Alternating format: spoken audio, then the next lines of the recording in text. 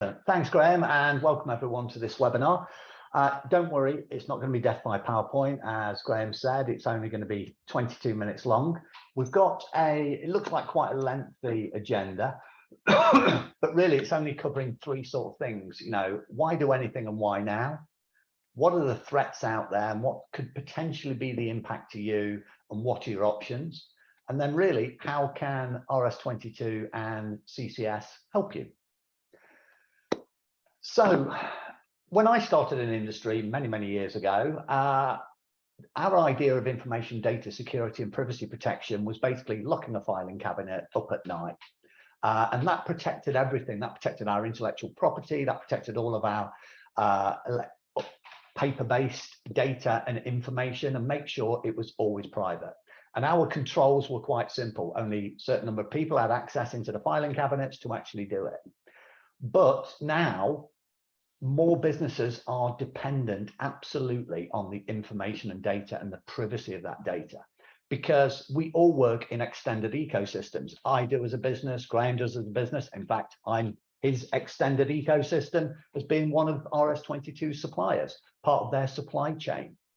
But there's also cloud services. People are putting more and more information into things like AWS, Azure, Alibaba, Google, etc., or outsourcing managed services such as CRM systems, ERP systems. But the attacks on these things are happening more and more. We're seeing all the time in the press about ransomware attacks, businesses being targeted, phishing attacks, CEO impersonation attacks, and also attacks on businesses, third-party suppliers that the hackers and the nefarious people know that they share information with. There's also elements of governance that needs to be put in place to make sure that whatever information you hold, whether it's information on yourself, your suppliers, customers, or other stakeholders, is protected at all times. That you meet guidelines and governance such as GDPR. But also, we're seeing more and more cases now of larger customers asking their extended ecosystem and their suppliers to meet standards, to make sure that they will protect information and data that they share with them, or just simply getting better business practice. But when this information is threatened or it's compromised or you can't get access to it, the impact to businesses can be huge. Now, there are lots of challenges and threats there, and I could spend a whole hour talking about the different types of technology threats that businesses face through phishing, through ransomware attacks, through all sorts of hacking and ways businesses are being targeted these days. But it's not just about IT. Obviously, IT is an important area of it, but there are lots of other challenges and threats that businesses face. There are direct and indirect threats to that information, data, and privacy that you actually hold on yourself, your customers, etc. It might just be as simple as you don't have an up-to-date information security policies in place, or IP policies in place. It might mean you've just not got the correct access controls. And that's not necessarily just the IT element of, do you have the correct password? Do you have multi-factor authentication? Do you have the correct security policies to make sure people update their passwords in timely manners, don't repeat it, don't have things like password 123? It could be as simple as access into the building. What is the access control policies? How is the physical security of your environment managed, and who manages it, and who's responsible for it, and what are the threats that your business could actually face? And then there's indirect threats. People are looking to digital transformation, to improve the way they work, bringing in new systems, new environments into the business. But how does that affect how you manage the information, data, and privacy within your organization? And how does that affect business continuity? How do you actually manage that? What happens if that information is compromised? What do you need to do? What do you actually have in place to actually make sure you can continue to operate as an organization? Also, businesses evolve. You take on new products, new services. You might want to go into new markets. But how does that affect you? That's another indirect threat against the information and data that you hold. Or you're looking for new opportunities of how to, grow your business. But what's the impact to you as an organization? What do you need to have in place? How do you need to manage it? How do you need to assess what the risks are to you as an organization? What are the challenges? What are the threats? Now, there are lots and lots of different options out there for you to look at. You may already have an information security management or a privacy information management system in place. But often the organizations we talk to, it's very much not quite back of a fag packet, but it's very much a rudimentary system. They've got policies and procedures, but it's not in a structured way. It's just how they've operated and how they've grown organically as a business and how they've done it. But what you need to make sure you do is be able to identify all of the assets around information and data and privacy, but also to try and understand what the actual threats are and determine what they are and how vulnerable you are to those particular threats. Now, ISO 27001 and ISO 27701 provide controls in their policies and procedures and processes to enable you to build a management system in there, to be able to meet the requirements of your customers, your suppliers, any external bodies or stakeholders within your business, to make sure that you can meet information security and privacy information management. Now, obviously, we're here to talk around ISO 27001 and 27701. Now, 27001 focuses on information and data security, whereas ISO 27701 addresses the protection of personal identifiable information. Once you combine these two standards together, you can make sure that you can protect the confidentiality, integrity, and availability of that information and data. So what I want to do now is quickly drill down into each one of those standards and just talk around what they actually are and what the value to you as a business is in adopting those particular standards. So ISO 27001 is a fully specified information security management system. It's very much a dynamic and adaptive system, but also it requires verifiable, externally verified, continual improvement on the way you operate. And as I've said previously, it's not just about IT. ISO 27001, only 37% of it relates directly to IT. And there are over 114 controls in 14 areas. Now, these 114 controls have really been broken down into sort of 4 main areas. The first one is looking at your organizational information and data security. How do you operate as a business? Then it looks at the people, who has access to what information at the right time with the right security levels. What can they actually do with that particular information? It looks at your physical security. How do people get into the building, out of the building? How is it actually tracked? What is the physical security? And then it obviously looks at technology, the IT elements of it. You know, do you have the correct perimeter security, endpoint security, multi-factor authentication, encryption, etc. And it's about protecting both your data and any interested parties' information, data, and privacy within that organization. It's quite a big standard, but it delivers very good value to organizations that do it. I think some of the main benefits, as well as having better processes, better procedures, better ways of operating, protecting you as a business from breaches, from losing data, from GDPR violations, etc. It's about giving you a competitive edge, showing the world that you are a business that looks after information and data security, which means you're a trusted company to do business with. Your competition might not have it, so therefore it gives you that competitive edge. It obviously helps with business continuity, as I managed before, showing that what the risks are to your business, how you're going to mitigate those risks, and what you need to do in the event of a disaster. It's not a full-blown business continuity standard. We do have another ISO standard called ISO 22301, which addresses specifically business continuity. But what this is really about is protecting the confidential data and information that you hold as a business, looking at where it can be lost from, looking at the risks, how you mitigate against them. But I think it's really about just showing that you provide a duty of care to this. Now, we've implemented this standard across many businesses globally, and by far what the general feedback I get about the value of this is organizations are saying they're now getting involved in projects that they've found out from talking to their new clients that they wouldn't have even been invited to bid on unless they met that particular standard. Or when you're responding to tenders or requests for proposals, requests for quotations, a lot of the larger customers now are asking you, what is your standards do you have in place for information data security? If you're an ISO 27001, miss out this whole section and go to just filling in what the costs are. If you're not, they want you to jump through loops. How do you actually prove that? ISO 27001 proves to anybody externally to your organization that you can protect your information as well as their information and data. Now, if we look at ISO 27701, which is all around privacy information management, and this really covers the methods an organization has for both collecting, processing, storing, and destroying personal identifiable information, or PII. Now, personal identifiable information is not just a name, a date of birth, and an email address.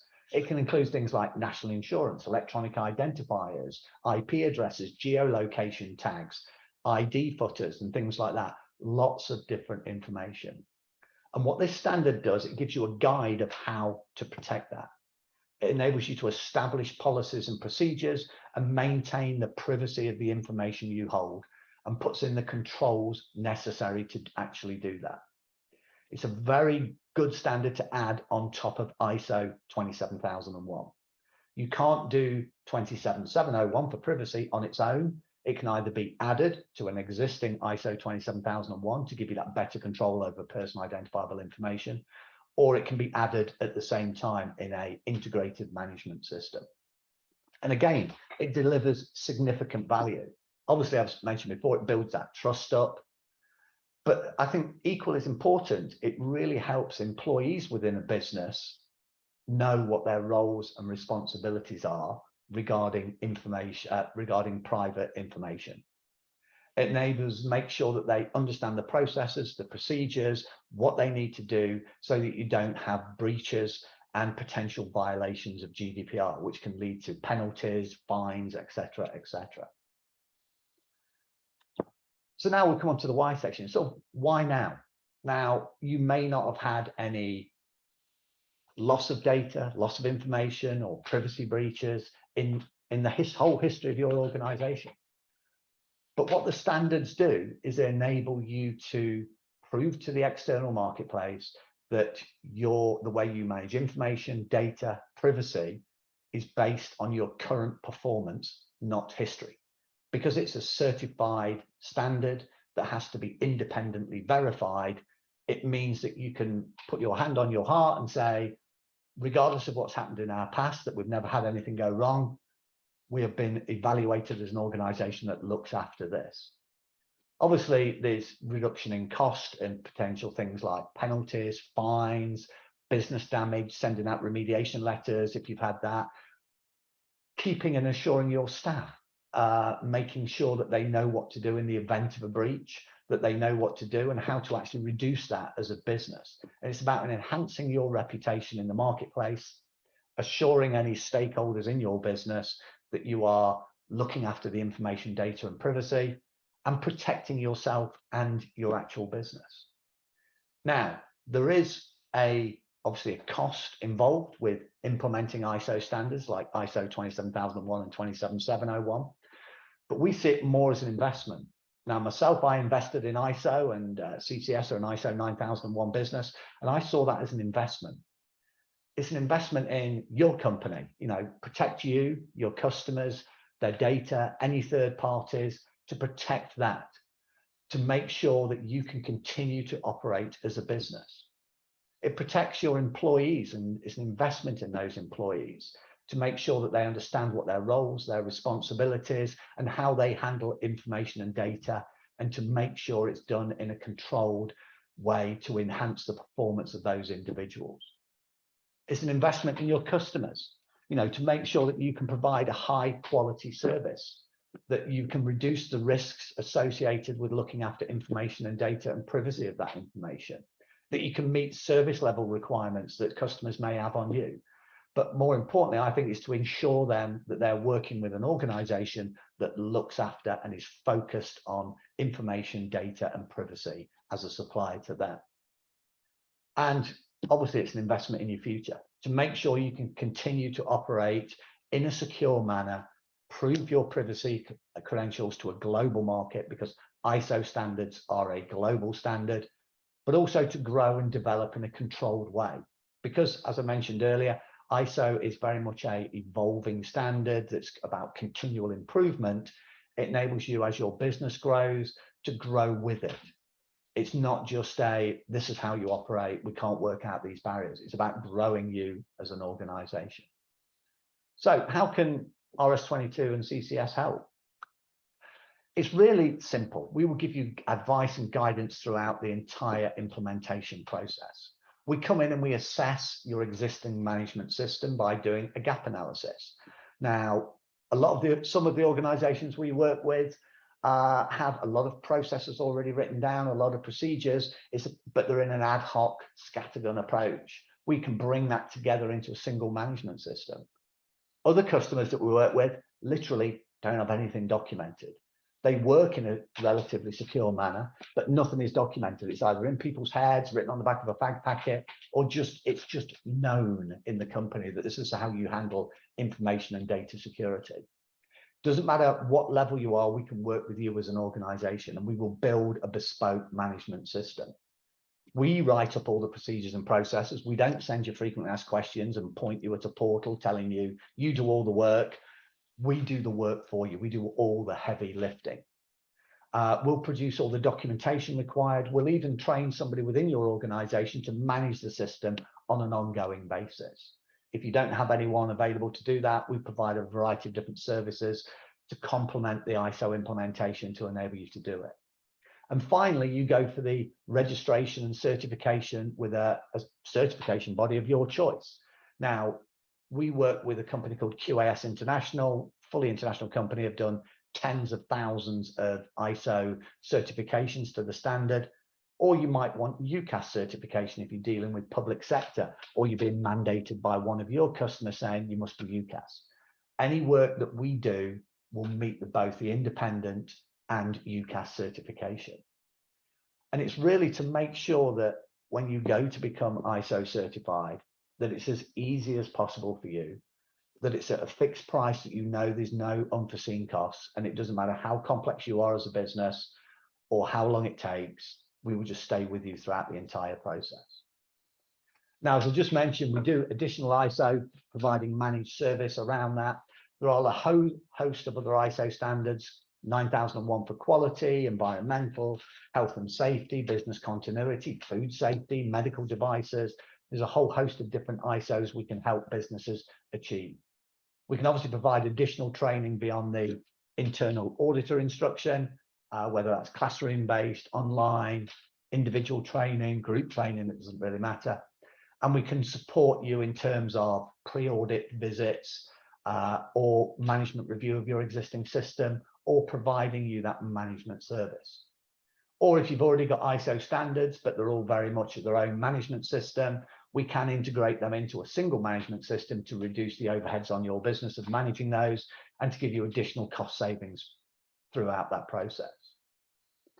So I suppose just to quickly summarize, because I've got about 90 seconds left, then we can open up to questions. It's about protecting the information, data and privacy. But then once you're ISO certified, it's about telling the world about it. Put it on your website, make sure you're using the logo, let organizations know. It will bring you more business, more credibility, and help you keep and maintain your existing customers. Businesses have great expectations on you to make sure that you look after their information and data. Having a management system like ISO 27001 and 27701 combined really gives them and enables you to meet and exceed those expectations. And as I said before, any size company from one-man band up to full multinational. But I suppose the leaving point on this is when things go wrong and things don't work as they should, it really just means that standards aren't present. And ISO 27001 helps ensure that you can continue as a business, that you look after the information and data within your organization in a controlled and process-driven way. There are 3 sort of main next steps. If you want further information, we've got lots of stuff on the website and on RS22's website. You can arrange a one-to-one benefits review where we can look at what the value to ISO 27001, 27701 is to you. Or if you just want a investment price, you can go onto the website and just fill in the information and we'll send you an investment price of that. So that was 14 seconds over. Apologies, Graham. No problem. But any questions or comments? Yeah, no, absolutely. Thank you very much. Very interesting, Steve. So if anybody's got any questions, please post them in the chat. Whilst we're waiting, one question we always get asked is, how long does it take to implement ISO standards? So Steve, did you want to? Yeah, sure. Yeah. Okay. Really good question, then. As a rule of thumb, typically, if you break it into 2 different stages, there's the design and development of the management system as stage 1. Typically that takes, and that has sub-stages in there, like the gap analysis and the manual creation and everything like that. But for us to create a management system for 27001, typically round about the 3-month period. And the second part is the business actually being ready for the certification to evidence the fact they're actually working to the standard. Now, if they've already a business that has a lot of processes and procedures in place, and it's just getting that in a controlled way, then that could be a couple of weeks. A couple of new processes need to be rolled out to the employees to make sure they're working to that way, or a few changes need to be done. If they've got no process and people are just kind of winging it and making it up, it might take a little bit longer. So that could take anywhere between sort of 2 and 12 weeks before the business is ready for the actual certification itself. I hope that makes sense and covers it. Cool. Thanks, Steve. Just got one question come in, and it says, you say you do all the heavy lifting, but how much effort will be required on our part? Again, great question. During the implementation process, there are 2 main areas, apart from the prove that you're actually doing and working to the standard. But during the implementation process, the first one is the gap analysis. That typically takes about half a day and will require the stakeholders within the business that have information and data as part of their daily job to be involved with. That's typically half a day, 4 or 5 hours worth of work, where we'll do a gap analysis of, here are the steps within the standard, what do you currently do to that? But it's our consultant then will get that information out of people's heads from bits of scrap paper off the back of fag packets or documented processes from you to help build the management system. We then come back after that first initial sort of 3-month period and present back the documentation. And that again is about 4 to 5 hours meeting. It's obviously spread over a day with breaks, etc. But where we'll present back, this is the management system that you're working to. Has anything changed in the way you operate as a business that we need to be reflective in the management system? Or has anything new come on board that we need to know about to make sure it meets the needs? So long story short, the actual time involved from the company is around about a day and a bit.